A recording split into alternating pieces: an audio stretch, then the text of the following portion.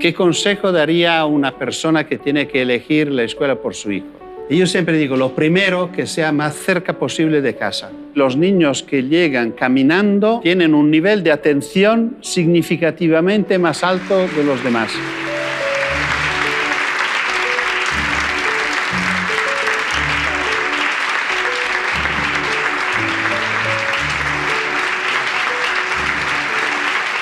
Muchas gracias. Mi nombre es Francesco Tonucci, soy italiano, vivo en Roma y mi profesión es investigador del Consejo Nacional de Investigación de Italia, que corresponde a vuestro Consejo Superior de Investigación Científica. Me ocupo de infancia, niños, niñas, educación inicial y de hace bastante años, casi 30, me ocupo de un tema político que es la ciudad de los niños. Es decir, estoy proponiendo a los alcaldes que para cambiar las ciudades y para hacerla adecuada a las necesidades de todos, tengan en cuenta las necesidades de los niños y de las niñas. Especialmente nos interesa saber lo que no funciona en la escuela y en la ciudad del punto de vista de los niños. De manera que los adultos puedan, si lo quieren, si hacen esta elección, que es una elección dura, complicada.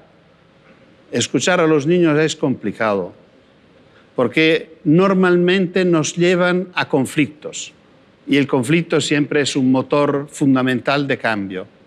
Lo importante es que nosotros, los adultos, tanto en el papel de profesores y director de la escuela o de alcaldes y concejales de la ciudad, tenemos la disponibilidad a transformar las preguntas, las propuestas, las protestas de los niños en acción política. Esta es la política. Esto es como yo pienso y veo la política. Bueno, ahora empezamos.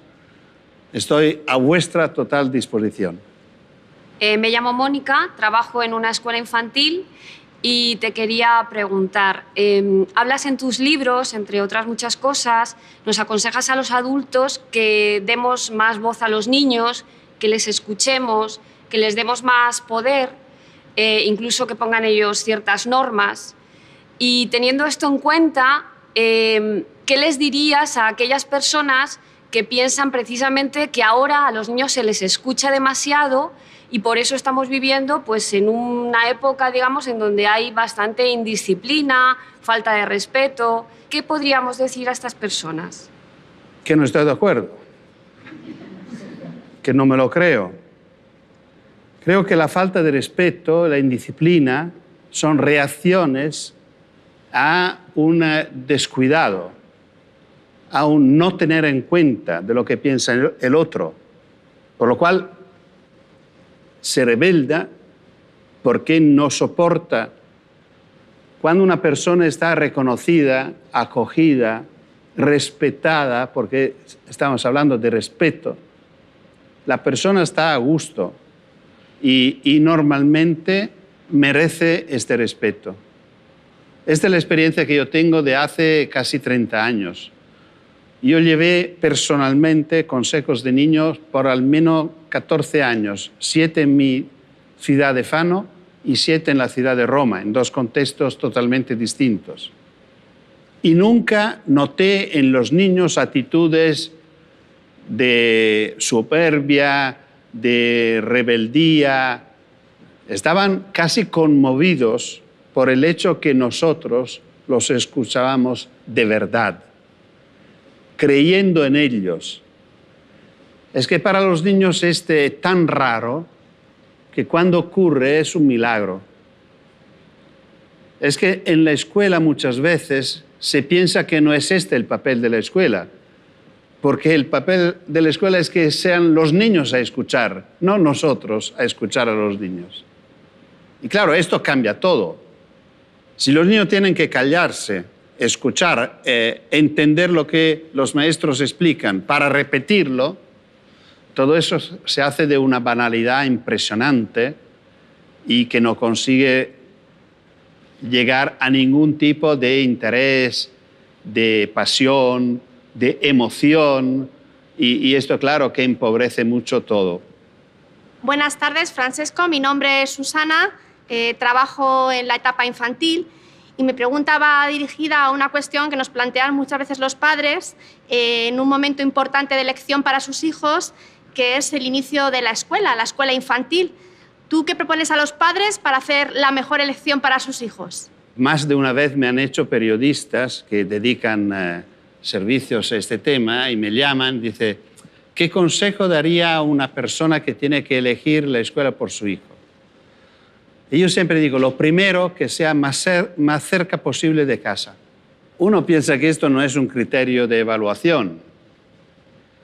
Para mí sí, por lo menos por dos motivos importantes. Uno, que lo más pronto posible pueda ir solo a la escuela. E ir solo a la escuela es algo más que hacer movimiento, a pesar que hacer movimiento cuenta mucho. Un niño que llega a la escuela caminando ya está en una condición de privilegio respecto a los que llegan en coche con sus padres. Esto lo demuestran investigaciones científicas recientes que notan que los niños que llegan caminando tienen un nivel de atención significativamente más alto de los demás. Y el tema de la atención, los disturbios de la atención, es algo que está provocando, a empezar de Estados Unidos, ahora está llegando a Europa, un bombardeo de psicofármacos en nuestros niños impresionante. Y por una mayoría de casos no sería necesario porque sería suficiente que se mueva más.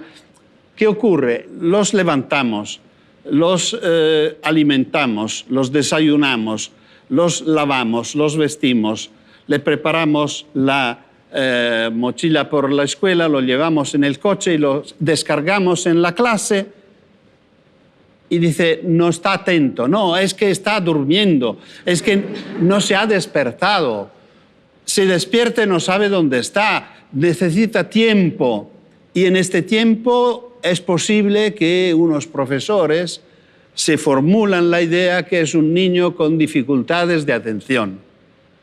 El niño que va caminando, mejor si solo en el sentido sin adultos, con sus compañeros, jugando en la calle, hablando entre ellos, bueno, claro que llega a la escuela ya trabajando, está listo. Bueno, no es difícil. Esto es el primer aspecto que parece marginal, no lo es. El otro es que una buena escuela debería trabajar sobre el cercano, sobre el ambiente donde surge.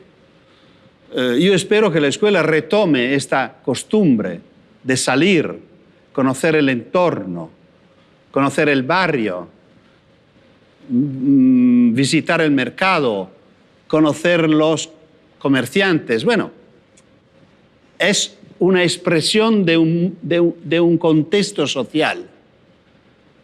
Y si yo vivo en otro contexto y elegí esta escuela porque me gusta, porque conozco a la profesora, no sé, todas buenas razones, pero mi hijo no conoce, no vive el mundo que la escuela va a estudiar. Por lo cual, esto también puede ser una razón. Por lo cual, a mí me gusta decir esto. Y dice, pero será la que le toca. Sí, será la que le toca. Después los padres pueden hacer mucho para que mejore. No poniéndose como jueces a juzgar todo lo que hace la escuela, sino poniéndose a trabajar con ella. Como se hacía. Encontrándose con los maestros, dedicando tiempo a la escuela, siendo disponible. Es como ocurre en las buenas escuelas, que hasta ahora esto no digo que no ocurra. Pero bueno, esto, por lo cual la escuela se hace buena porque trabajamos juntos. Hola, buenas tardes, me llamo Mercedes. Te quería preguntar quiénes han sido para ti los grandes maestros de la historia y qué característica en común tenían. ¿Cuáles son los grandes maestros de la historia? No lo sé. no soy uno que estudia muchísimo. Puedo decir cuáles han sido mis maestros. Y puedo citar, son muchos, pero puedo citar 3 personas. 2 no lo conocí y 1 sí. El primero, el más antiguo, es un señor que vivió en Varsovia, en Polonia, al empezar del siglo pasado, y se llama Janusz Korczak, que se conoce muy poco, lamentablemente, vale la pena conocerlo, y se considera como el padre de la Convención de los Derechos del Niño. En los años 30 escribió una Magna Carta de los Derechos del Niño, en la cual habla, por ejemplo, del derecho al respeto. Habla del derecho a protestar frente a las injusticias. Este señor era un pediatra muy reconocido en Varsovia, curaba a los niños de los ricos para que pagaran y pudiera curar los niños de los pobres gratuitamente.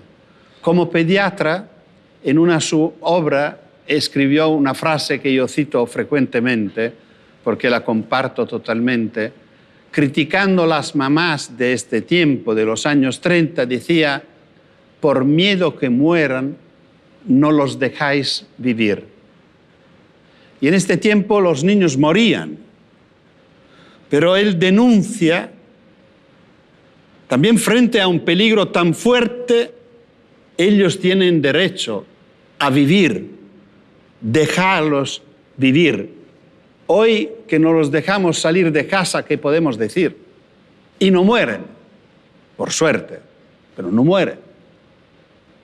Y fue el director del orfanato de Varsovia, judío, él era judío, y cuando llegaron, bueno, no lo voy a contar todo, pero es muy interesante porque organizó este orfanato como una república de los niños, donde había un consejo de niños que tomaba todas las decisiones, había un periódico interno y había un tribunal de niños que juzgaban tanto los niños que los adultos.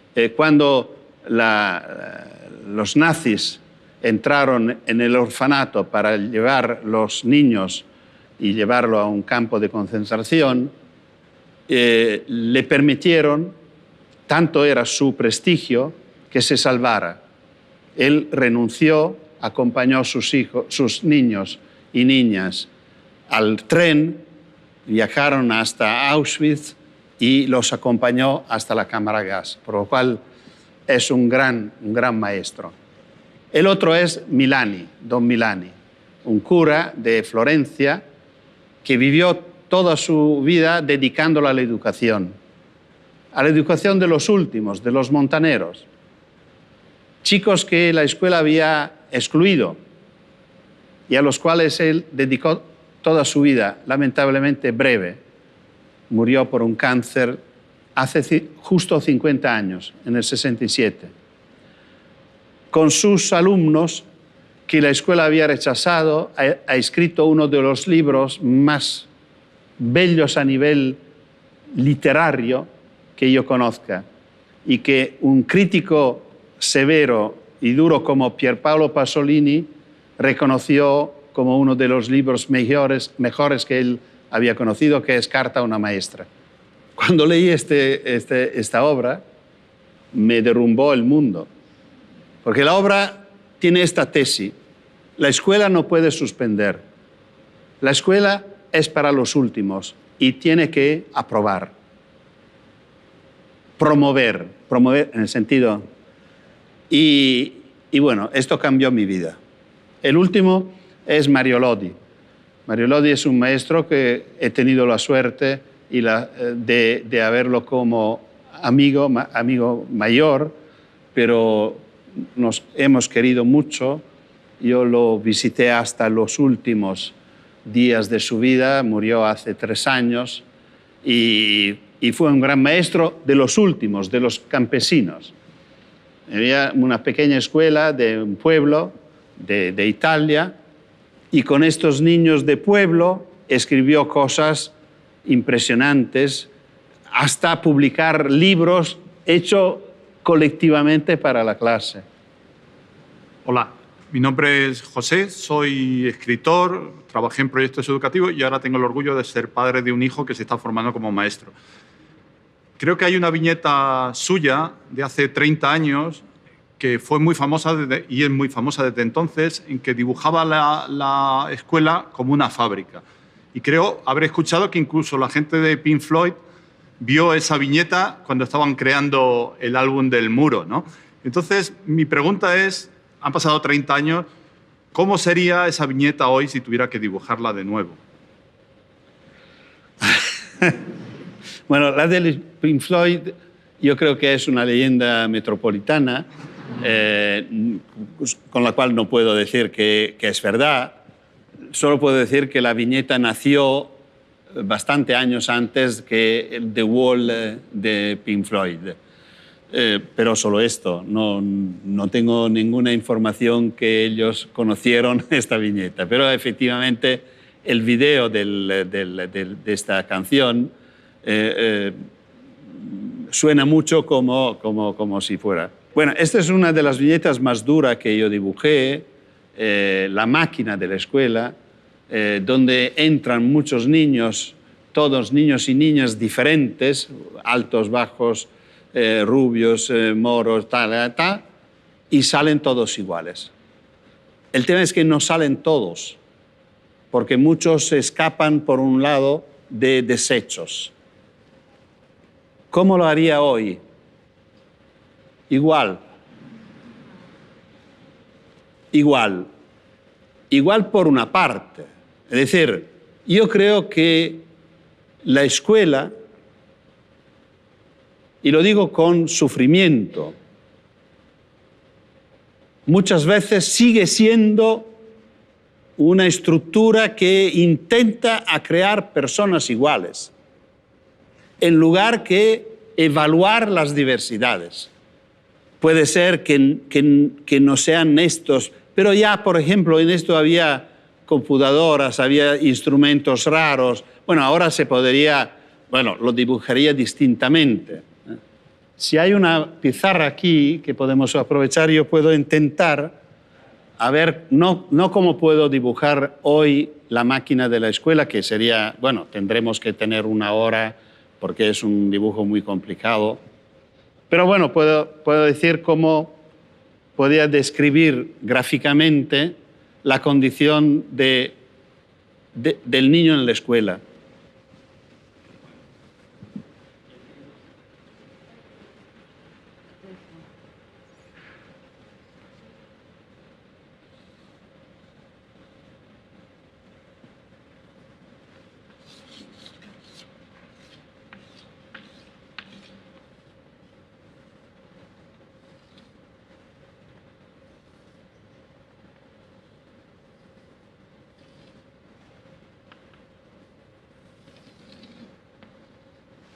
Bueno, más o menos lo dibujaría así.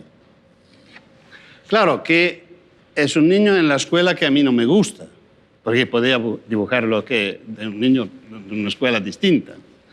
Pero creo que en la máquina de la escuela odierna, lo que ocurre que no debería ocurrir, que los niños son tristes y aburridos.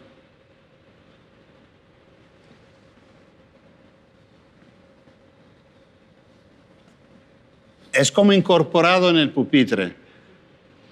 Esto para subrayar el tema que pasan muchísimas horas sentadas y casi identificándose con este mobiliario escolar. Y claro, esto lo dice bastante sobre lo que no debería ocurrir. No se puede a 6, 8, 10, 12 años pasar 4 o 5 horas todos los días sentados. Ya solo esto es una denuncia de una escuela que no puede ser, no puede funcionar. Un niño de esta edad tiene que moverse, pero tiene que moverse porque es sano. Normalmente un niño que se mueve se considera como problemático. Lo llaman hiperactivo. Un niño hiperactivo es sano. Un niño quieto debería preocupar. Pero esto no ocurre. Nunca hay, no se señalizan nunca niños quietos a la equipo psicopedagógica. Pero bueno, a mí siempre me da mucha pena pensar que un niño, una niña en este caso, pueda pasar tantas horas, tantos días y tantos años de su vida triste y aburrido. No se puede. Esto es un delito. Mi nombre es Carmen, soy maestra de infantil y bueno, me encantan tus viñetas y me gustaría saber cuál es tu preferida y si nos la puedes contar un poco. Pedir a un padre cuál es el hijo preferido siempre es una mala pregunta. No, lo que yo puedo decir efectivamente es que yo también a veces tengo viñetas que me gustan más, hasta algunas con las cuales sigo riendo cuando la miro. Hay viñetas que consiguen decir mucho, son concentrados, como lo que ponemos para hacer el caldo, concentrados fuertes. Bueno, La máquina de la escuela ha sido una. Otra, de mi punto de vista, de este libro de los 40 años, es una que también es la portada del libro La ciudad de los niños. Bueno, no sé cómo lo puedo mostrar. Son niños jugando en la calle detrás de un cabalete con un cartel donde está escrito: perdonen las molestias, estamos jugando para ustedes. Esto, de mi punto de vista, es una síntesis feliz de una filosofía, que es la filosofía que está abajo del proyecto La ciudad de los niños. La ciudad debería devolver el espacio público a la gente. Claro, sacándolo a los coches, pero esto solo es por consecuencia. Es que la gente tiene derecho al espacio público. El espacio público es uno de los derechos naturales.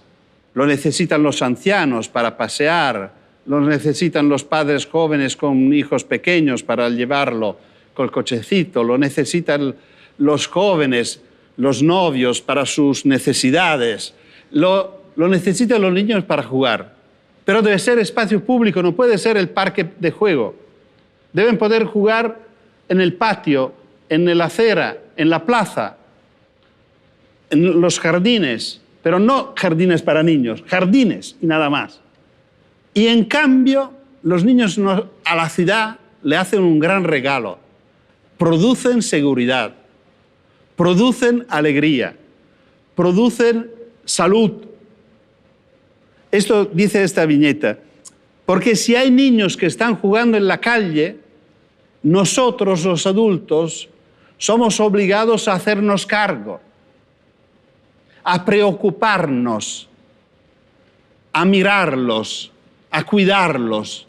Y claro que donde hay una comunidad preocupada, atenta, no es un lugar para delincuentes. Los delincuentes necesitan descuidado, abandono, obscuras, por lo cual los niños son capaces, a un costo cero, de devolvernos seguridad.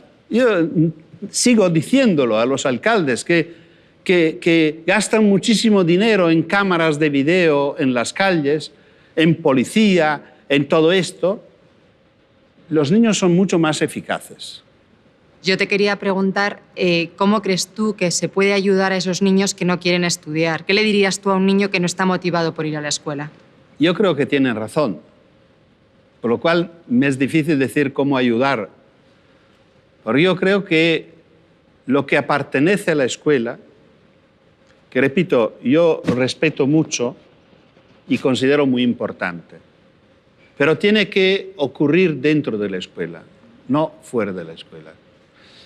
Me lo decía muy bien un padre hace muchos años, cuando yo estaba en el consejo escolar de mis hijos pequeños.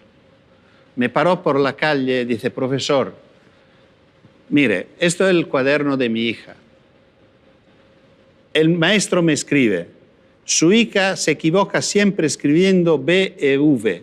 Tiene que hacer ejercicios.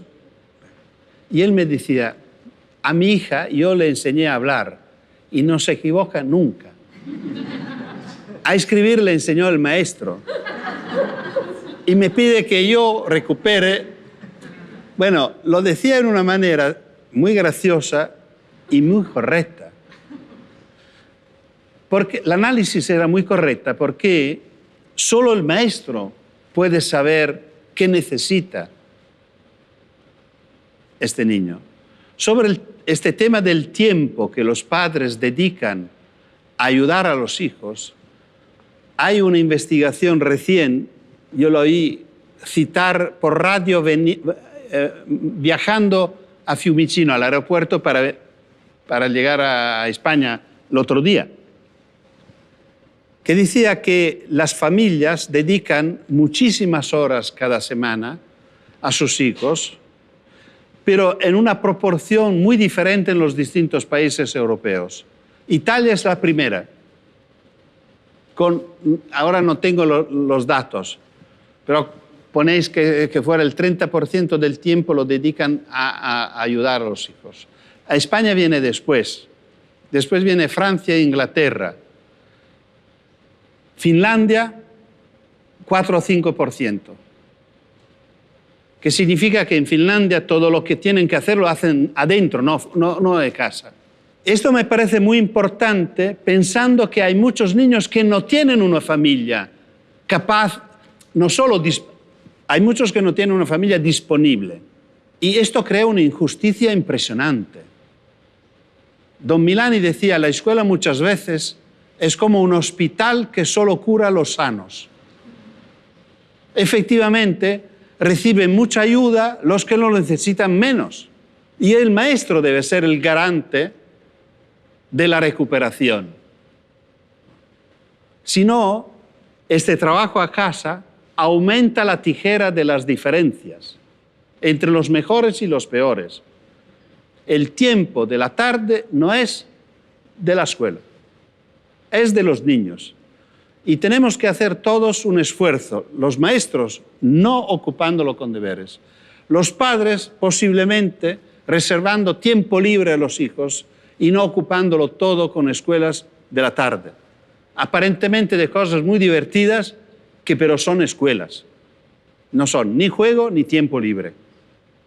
Hola Francesco, mi nombre es María, soy madre de 2 hijos.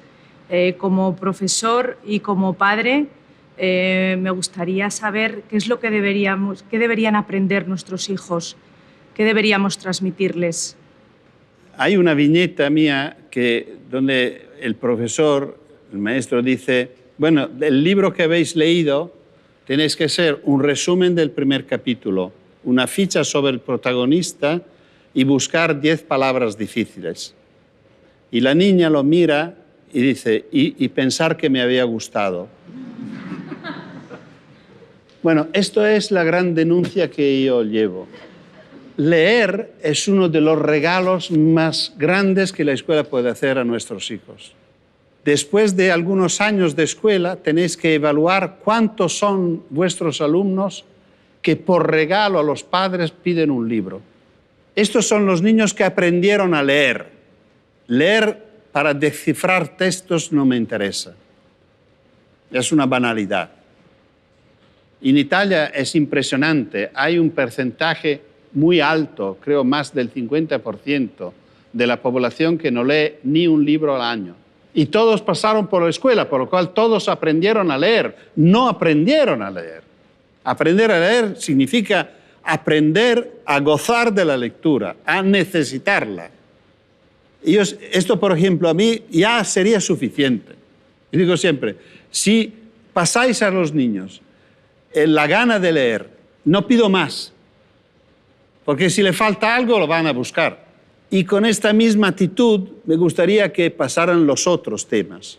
La escuela sigue teniendo un abanico demasiado estrecho de propuestas. La propuesta de la escuela más o menos es lengua, matemática, ciencias y poco más. Y de toda manera, también si hay algo más, no cuenta.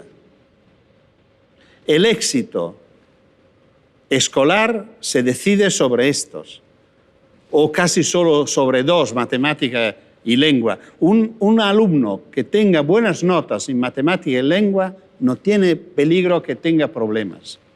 Esto prácticamente excluye todos los que nacieron para ser artistas, para ser artesanos, para ser investigadores, porque no solo algo que es más bajo, también lo que es más alto no está incluido en la escuela. Yo siempre fui un buen dibujante. Tenía 10 en dibujo siempre. No le interesaba a nadie. Como tenía problemas con matemática, yo viví siempre con un miedo espantoso de no superar, de no llegar a final de año con la suficiencia. Por suerte siempre lo conseguí, pero sufriendo, llorando. Bueno, pues pasé con los binomios, no os cuento lo que pasé. Porque me decían, no te preocupes si no lo entiendes, estúdialo y después lo entenderás. Tengo 78 años, no lo entendí, lloré mucho y me siento traicionado. Y creo que esto lo están viviendo muchos niños. Y por lo cual, frente a esto, ¿qué puedo decir? Que la escuela tiene que darle cosas que los niños pueden reconocer como suya. Por lo cual la lectura, la escritura, no digo que no, sí, pero de esta forma. Aprender a escribir para escribir, no para demostrar que sé escribir, no para pasar un examen, para escribir a alguien, para escribir para mí mismo, para escribir una poesía, para escribir mi diario. Si lo quiero secreto. Y la escuela me dice, si es secreto, ¿cómo hago a evaluarlo? No tiene que evaluarlo. Tiene que contentarte que él te diga que está feliz.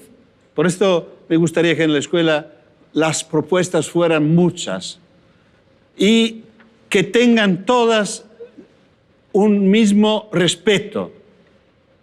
Por esto digo, un taller de bicicleta. Hay niños que tienen una habilidad manual impresionante y estos son los que se suspenden.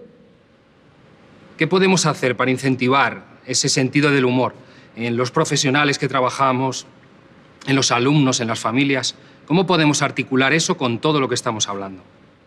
Yo creo que es muy importante que en todos los momentos de la vida, y en la escuela especialmente, se sienta un valor fuerte que se da al humor. Es decir, hay cosas que dialogan entre ellas, creatividad, humor, porque el humor siempre nace con una visión de otro punto de vista. Saber moverse, ponerse en otro lado y verlo de otra manera, ¿no? Y yo creo que es posible que en la escuela esto entre, si entran los maestros. Es que podemos hablar siempre. El tema, lo que necesitamos son buenos maestros. Nuestros gobiernos, por esto digo que los elegimos mal, porque todos los gobiernos italianos que han pasado en estos más que 50 años que yo estoy siguiendo el tema de la escuela, cada uno ha pensado su deber cambiar algo de la escuela. Una reforma, nuevos programas, cambiar los libros de texto. A veces hemos tenido reformas profundas y muy buenas. Los programas italianos son muy enfocados en una actitud constructivista, de protagonismo de los niños y tal.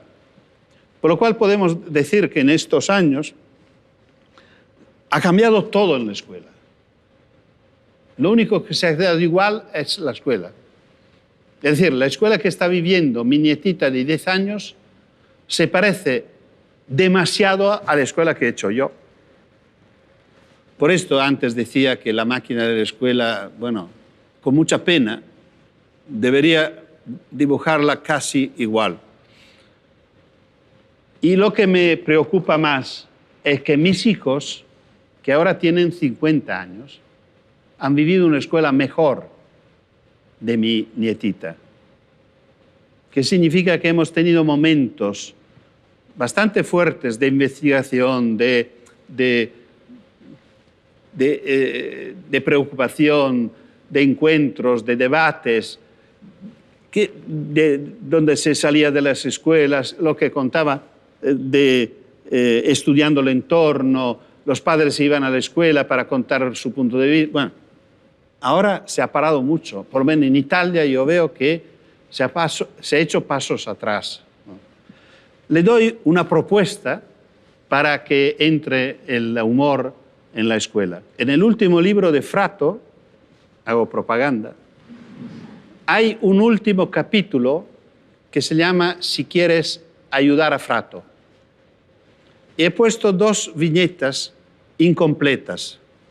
Son 2 perfiles de niños, niñas, depende de cómo se completa, con globos blancos.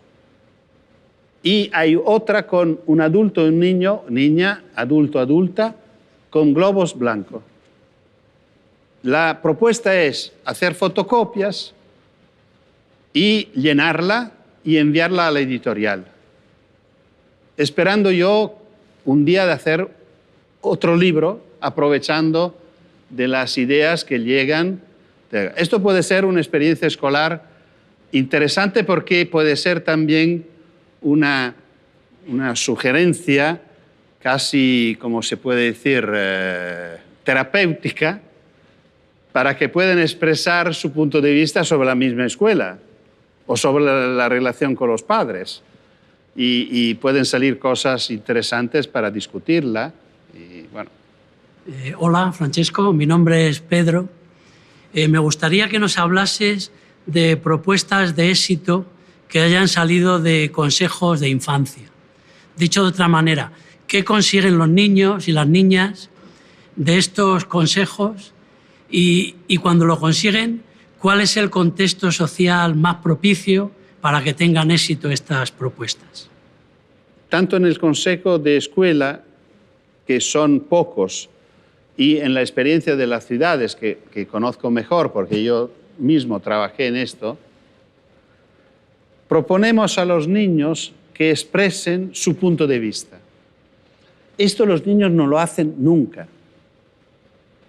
Porque un niño sabe que en la escuela, por ejemplo, lo mejor que puede hacer es decir al profesor lo que el profesor mismo ha dicho, mejor con sus palabras, tendrá una nota muy alta. Es terrible a nivel educativo, pedagógico, psicológico, es muy triste, pero es así, bastante así. Y así sigue hasta la universidad, lamentablemente. Cuando los invitamos en estos consejos, lo que nos interesa es su diversidad, es su punto de vista que es distinto del nuestro. El alcalde, como piensan los adultos, ya lo sabe, está rodeado de adultos. No necesita que lo repitan los niños de su punto de vista. De los niños necesita saber cómo ven la ciudad y lo que no funciona en la ciudad por un niño o una niña de 6, 7, 8, 10, 12 años. Y lo mismo en la escuela. Respondiendo al artículo 12 de la Convención de los Derechos del Niño, que lo dice muy claro. Dice, los niños tienen derecho a expresar su opinión cada vez que se toman decisiones.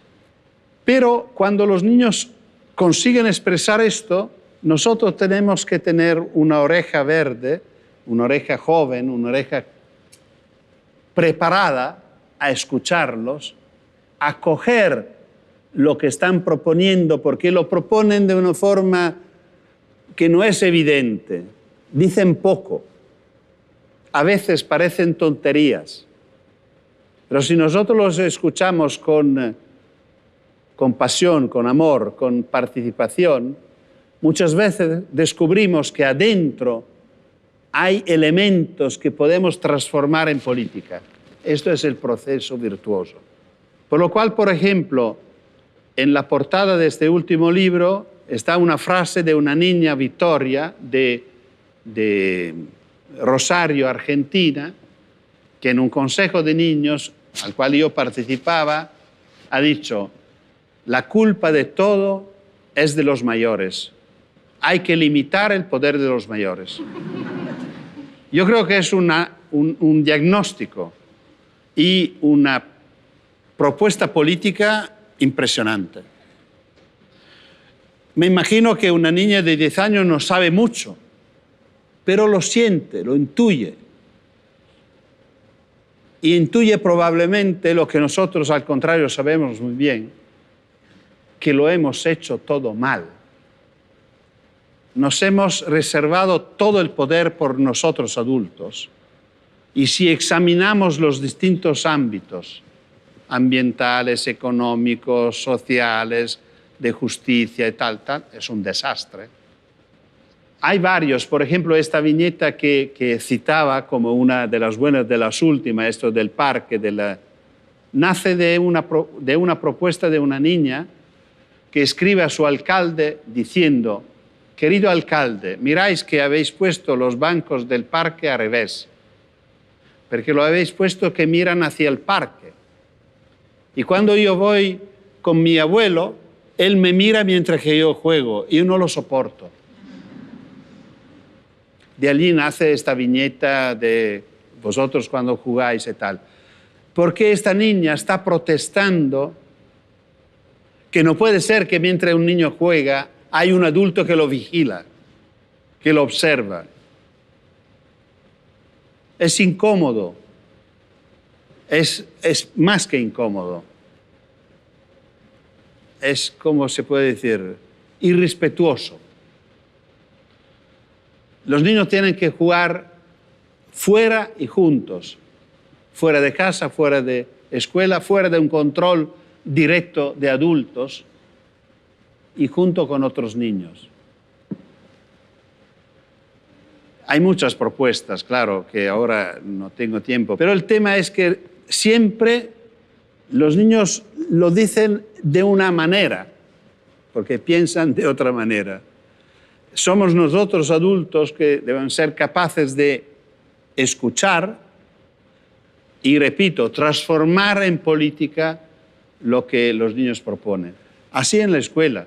Pensar que los niños deben poder interactuar con el gobierno de la escuela, sobre todo. No solo que puedan hablar de la comida, que normalmente es donde se permite que expresan su opinión, o el recreo. No, también sobre la didáctica, sobre los deberes, sobre los profesores, sobre los horarios. Con esto no digo que tenemos que hacer la escuela como la quieren los alumnos, pero digo que no podemos hacer una buena escuela sin saber lo que piensan los alumnos. Y el artículo 12 vincula también la escuela. Tienen derecho a expresar su opinión cada vez que se tomen decisiones que los afectan. Y en la escuela todas las decisiones que se toman afectan a los niños. Porque... Hola Francesco, soy Juanmi, soy padre y educador y tengo la suerte de hacerte esta pregunta. ¿Cómo puedes enseñarnos, cómo podemos aprender a mirar con ojos de niño y de niña y por qué dices que es imprescindible esta visión para la sociedad? Lo más importante sería no perderlo. Es mucho más fácil no perderlo que recuperarlo, como siempre. No perderlo significa haberlo entendido de hace mucho tiempo y cuidarlo. Cuidar el niño que fuimos, no olvidarse. Y esto nos ayuda mucho porque nos permite de leer el presente con la sensibilidad de lo que ha pasado por este camino. Siempre es sorprendente que los padres hagan con sus hijos lo que no soportaban cuando eran hijos.